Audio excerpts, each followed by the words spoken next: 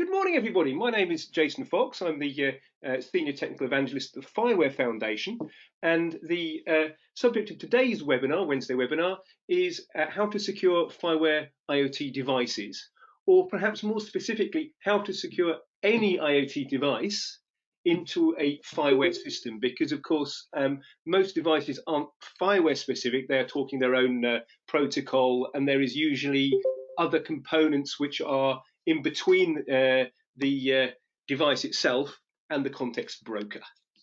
Now, the further you get away from core FIWARE, the more generic the solutions become. So obviously, a lot of this will be tips which will be more general in function. So what we're going to do today, learning goals for today are relatively simple. We're going to start off by discussing how insecure systems can be attacked, and indeed there'll be a demo of this later on. And why is this an issue? Everyone needs to think about why security, why me. Well, we'll headline some of those points up there. And then the main body of the system will be actually what common actions can you take within a FIWARE-based system in order to help secure your system. Obviously, the degree at which you want to secure your devices, your data, will depend very much on your use case, whether your devices are capable of doing this sort of security or not, or indeed whether it is worthwhile. If I'm just running a demo server, I'm probably not going to put any of these security tips onto my system. And indeed, for most of the demo, I'll be doing things which are deliberately insecure because it costs money, it costs time, and it costs power on your devices in order for these things to be capable. So subsections on that is what could we do for HTTP, which I'm sure everyone's familiar with, what can we do over MQTT traffic, and to a certain extent we will discuss other protocols like Sigfox or LoRaWAN.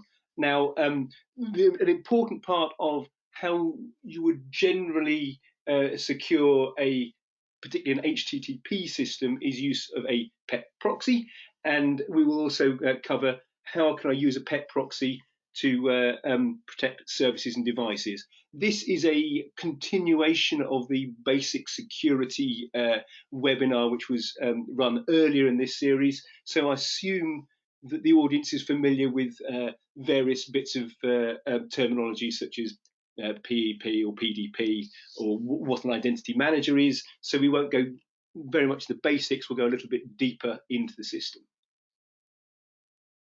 As usual, most of the material is already available online. If you want to run these things yourself, it's within the FIWARE tutorials step by step.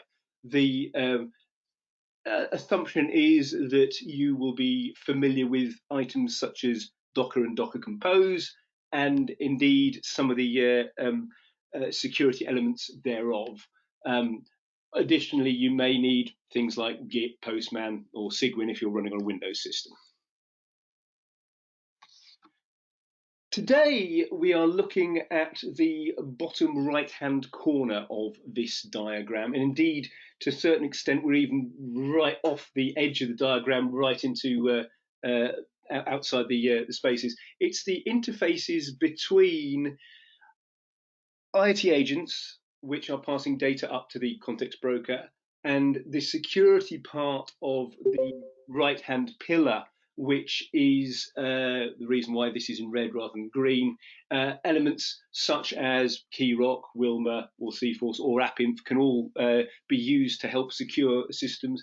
And indeed, if for whatever reason you decide to have a different security setup, that's fine as well. FIWARE is not a pick everything. You can pick which elements apply to you. To a certain degree, Wilma and AppInf overlap anyway, in that they both do the job of a PEP proxy. Wilma is much more simple, and AppInf has got many more additional functions which can be used. So I'm going to just be using the simple version. So we'll start off with a little bit of a review. This is the basic setup on how you would actually secure an HTTP microservice.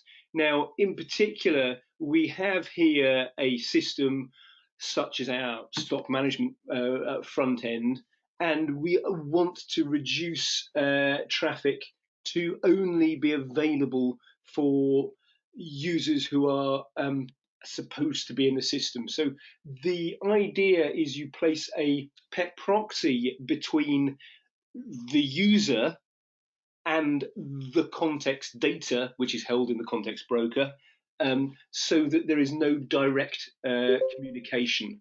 Pet proxies use a standard OAuth 2 communication protocol, such that whenever a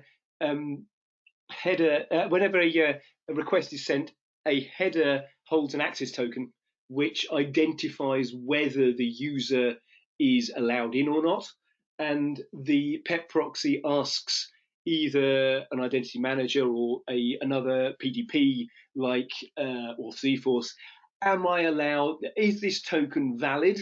And am I allowed to let this user through? Now, as it happens, Keyrock can act as both an identity manager and a PDP, so we don't need a third element here. So we can see what's going on. On top of this, and I've not set this up for the demo and explain reasons why, it's fairly obvious if you are trying to secure your traffic, you should be using HTTPS.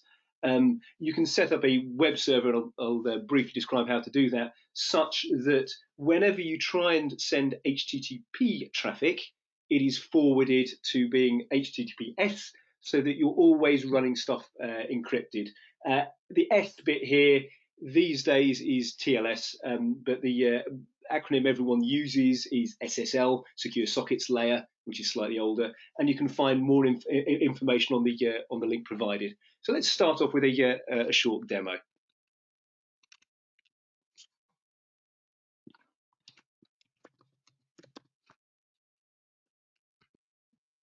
Okay, you can see the details of the pet proxy are on screen at the moment, where we have what we are protecting, where we are listening, and where we're getting the further information from. So what does this mean? Well, if I go to my my little tutorial, I can log in as necessary. If I don't log in and I attempt to ring the bell, it says access denied. And the reason is that I'm not actually passing in a token at the moment. I need to be going back and logging in. If I log in as Bob the manager, I should be okay. And you can see I get an access token. This is then used within my headers for whenever I send information. If I go back to my devices,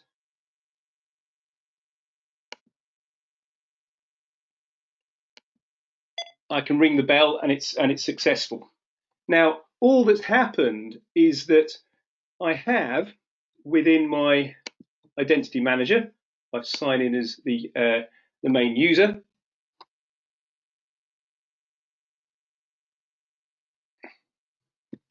I have an application which indeed has users such as Bob the manager, and this user has been identified as being valid for that particular system. If I tried to log in as someone else, it wouldn't work. So I've been able to access the information because I have done a check before I go anywhere else. Similarly, if I go into the store application, going as a store application, I'm currently Bob. I am able to view and buy elements from my store because I've set up my pet proxy. Now, within this system, if I just a second.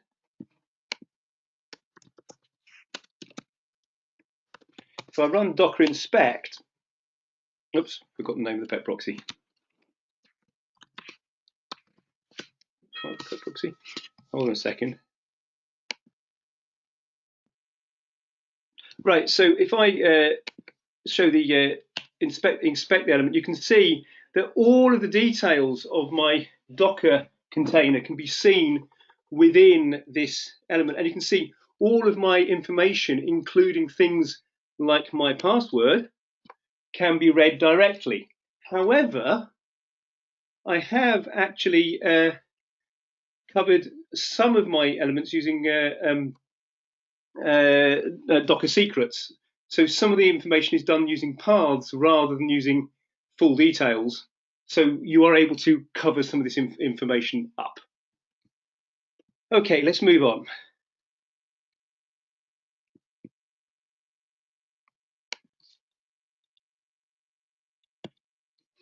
Now, another point which I didn't show, but it's fairly obvious. We need to ensure that when we do that login, as we logged in as Bob the manager, that the information cannot be read. Now, the obvious way to do that is to encrypt the data, and there is a standard called SSL which is used to do so.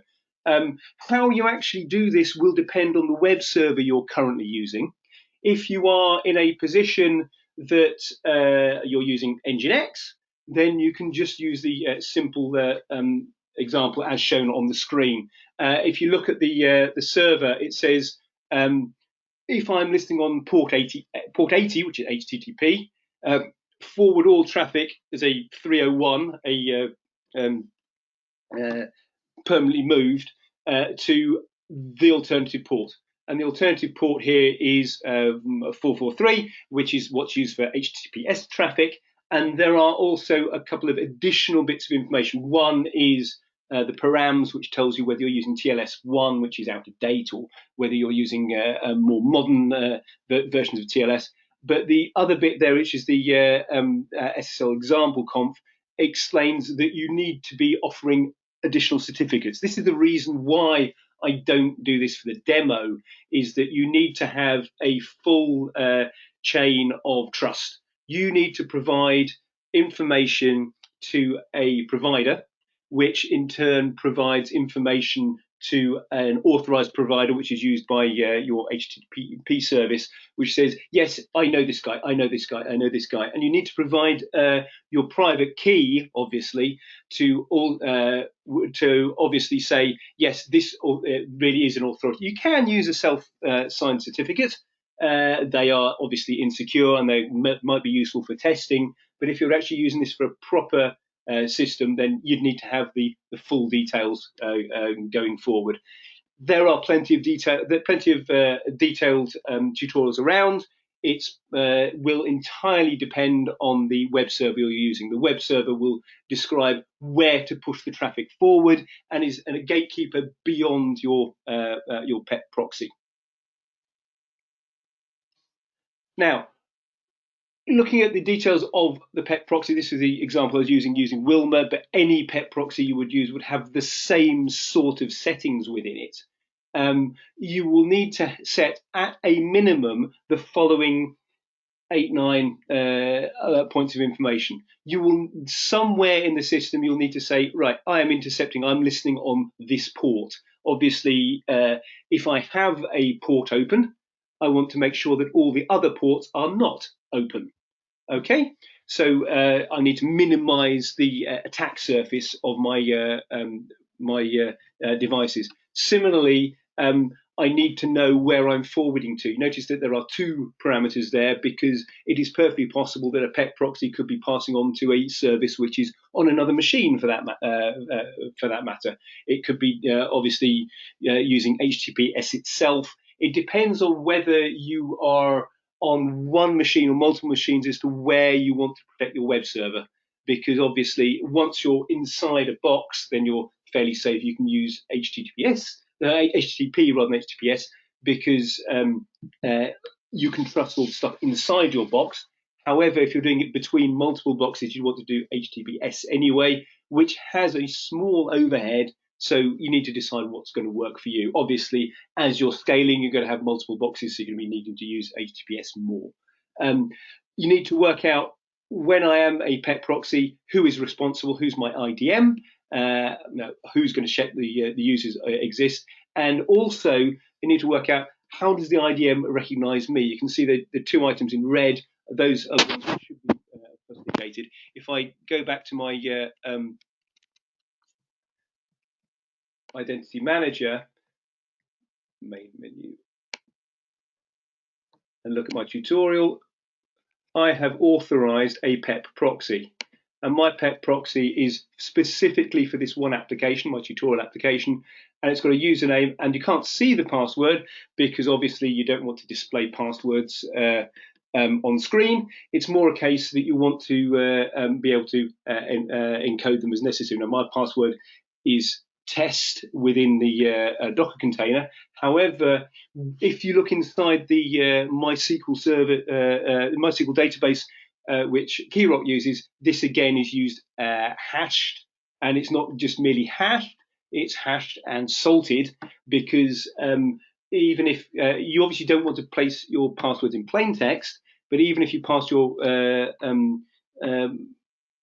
passwords as a hash, then if there's a one-to-one correspondence, you can use things like rainbow tables to try and work out what the values are. Now, I deliberately used a well-known hash and a well-known salt, so I could actually set up my my system working as necessary.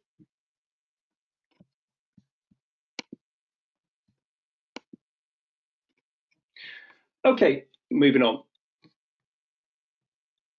So, when you are securing HTTP traffic of devices, devices themselves over HTTP can also be considered as a type of microservice, in that it's a very similar setup, except that now each IoT device is itself considered as a user. So when we look at the Docker Compose here, you'll find that my devices have got a username and a password. If we go back to where we go? There we go. If we go back here, you can see my sensors. I have actually got a sensor set up with a username. It's a very limited user. Obviously, you want to minimize what the users can do, and therefore this one is just merely an identification. I am a user. Once again, it would be possible to place a web server outside of the proxy so that your traffic could be HTTPS. And once again, the identity manager is responsible for user accounts and checking passwords. So let's see how this particular example works.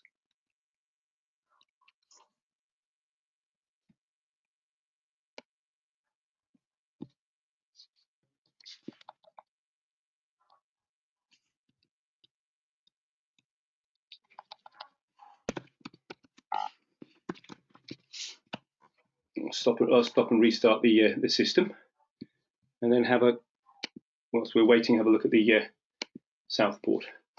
Difference here is not that great. It's merely that my pet proxy is now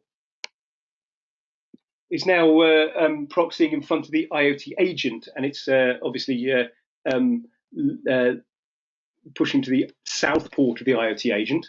And in turn, it has got its own. It knows what user it is. It knows where it's coming from, and we're not currently using HTTPS, but we could have done if necessary.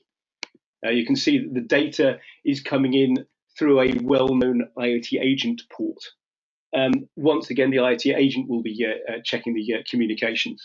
Now, because my devices are set up securely, with that password, when I go in to my system again, we've started. Yes, we have started. I can.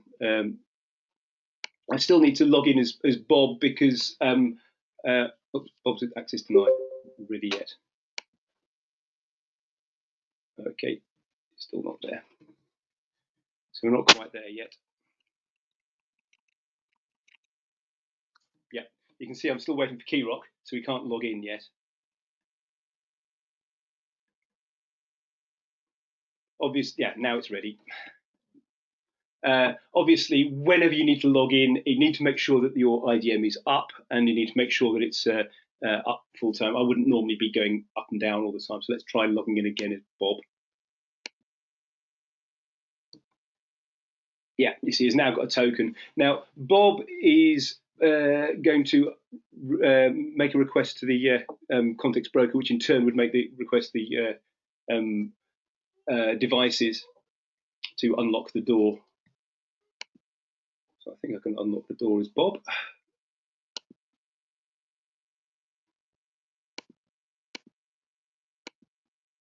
Nope, sorry, not Bob. It's the other guy I need to beat. I need to be the security guy.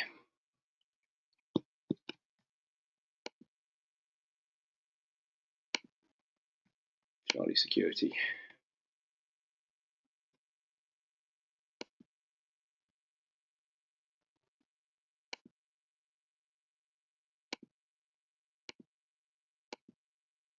There we go.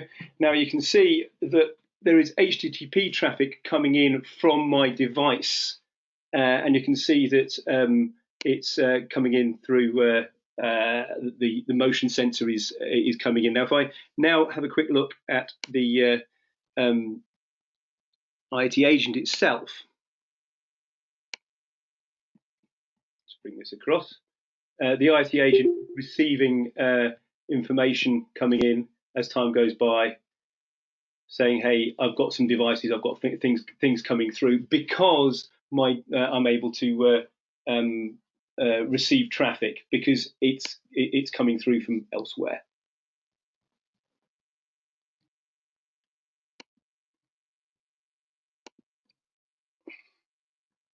Now, the third point we've done is we've previously just got this down below the IoT agent, but the third place you can actually place a security for your system is actually between your IoT agent and your context broker.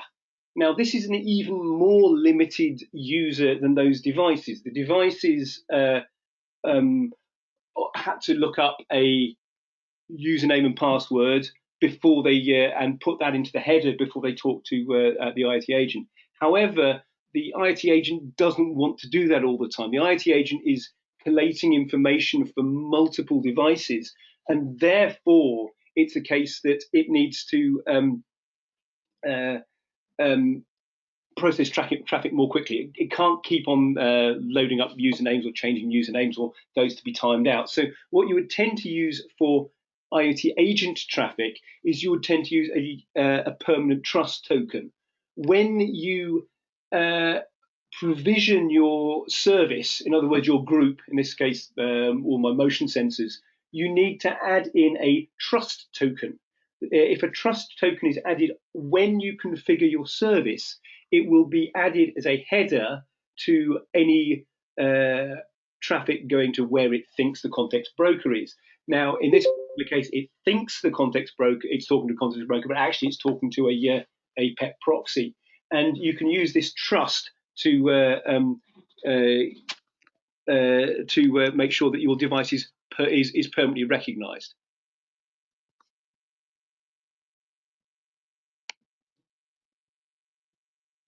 Right, let's get the right text.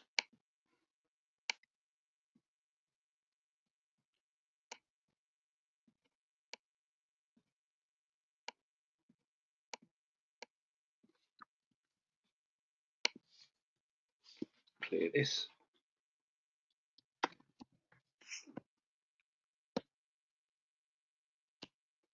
Okay, so in order to get hold of a permanent access token, I need to identify myself as a user who is capable of offering those tokens. In this case, I'm Alice, the admin, and I want to get a scope of permanent. Now, this means that it's not as far as the system is concerned, it's not some random IoT agent that is setting up the system here. It is Alice. So I'm saying I am Alice, and I don't want this this token to expire. The authorization here is a base 64 concatenation of the system which is available. It's the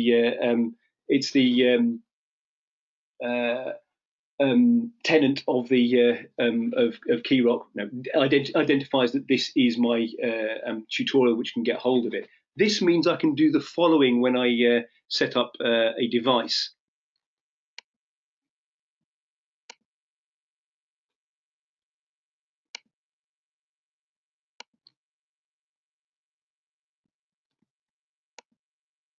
I can then place my device here into the system, which is, copy that properly. I can then place my trust token here in my device. I would then, and I won't call it motion, I'll call it motion 2, because I've already got motion in my system.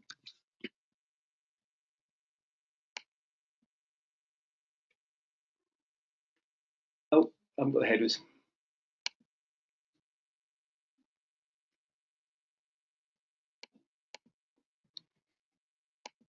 That should send me there. Oh, okay, it's not working for me right now. But when I send the additional information in, I'm able to get hold of the system as necessary. This is because I'm running the previous tutorial. I'm trying to keep things moving. Okay, let's move on. Now, we've done this securing of HTTP traffic, but you may well be using some other system. So you might be using something like MQTT.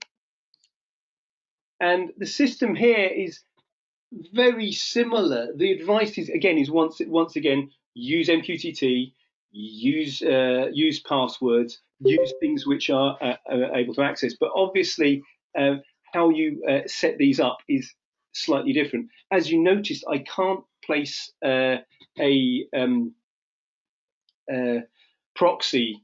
pet proxy around my MQTT broker because it's talking MQTT, it's not talking HTTP. It hasn't got those headers. So it's actually the MQTT broker itself which is looking at the headers and working out, looking at the username and password, working out whether they're on the list or not.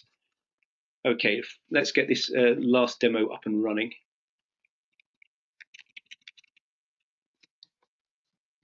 MQTT2.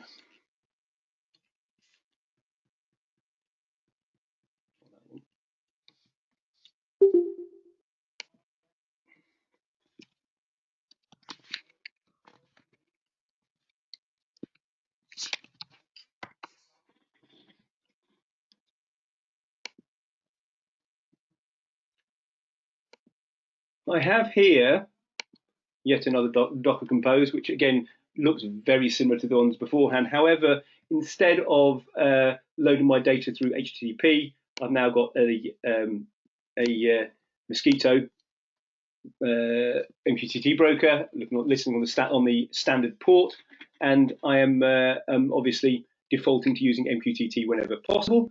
My devices, I'm listening to the following MQTT topics, and the devices know that there is a MQTT broker there. So what can happen is that, it's still getting started, is that I can go back to my running demo once it's provisioned my devices. Yeah, we're up and ready. Is that if I refresh this page first. Now this one is not using security because I want to show some security flaws here. I can ring the bell and hey look, you can see it's running MQTT. It's sending something into MQTT. However, this is absolutely insecure at the moment because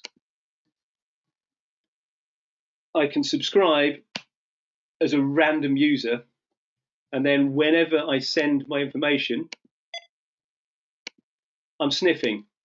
I can get inside that data. If I want to unlock, if I want to open the door, let's say, you can see all my information is coming in through the system. You can see that as the motion sensor comes in, I'm able to send information up.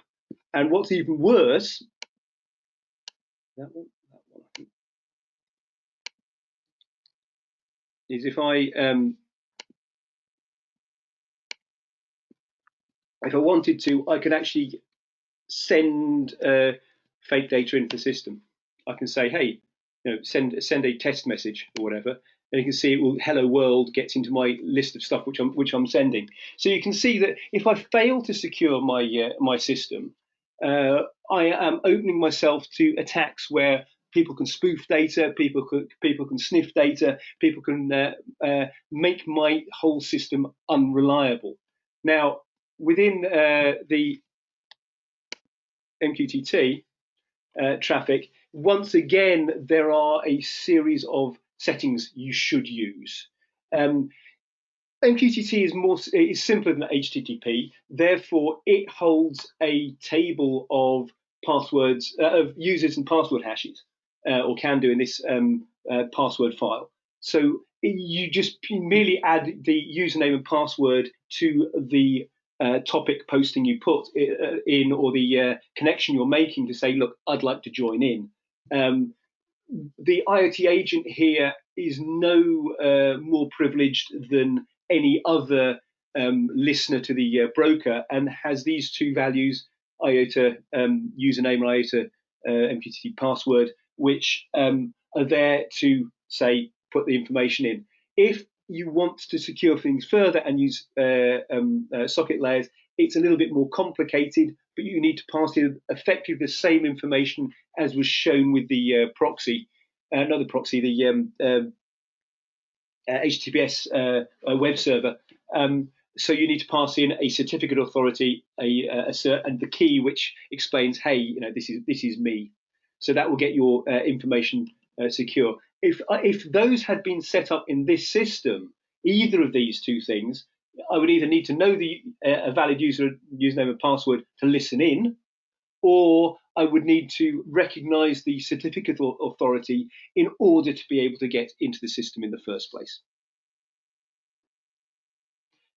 How do you connect a device this way? Well, it depends. It really does depend on what your device is running. Fortunately, there are plenty of MQTT client libraries available. There's a link there which shows over 90 of them for various devices, from Arduino to, I don't know, Java or C++ or Node or whatever. The IoT agents use a very common Node.js library, which I believe is MQTT 5 compliant, which is the latest version. And you can see it's not really that difficult. All you need to do to connect MQTT is to say, where am I going and how long do I need to stay up?